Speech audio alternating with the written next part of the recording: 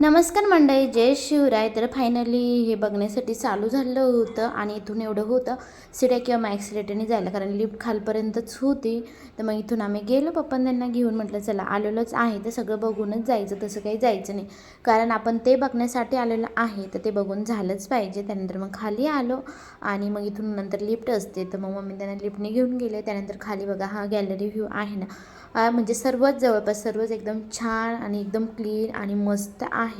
खूप सुंदर आहे, तुम्ही तिथं बघू शकता. त्यानंतर मग आम्ही पुन्हा गाडीनेच तिथं बाहेर एक्झिट गेट जे आहे तर तिथं सोडलं आणि त्यानंतर मग आम्ही इथं बघा, इथं जो हा व्ह्यू आहे ना एंट्री केल्यानंतर आहे मध्ये, तर इथं सोडलं इथपर्यंत.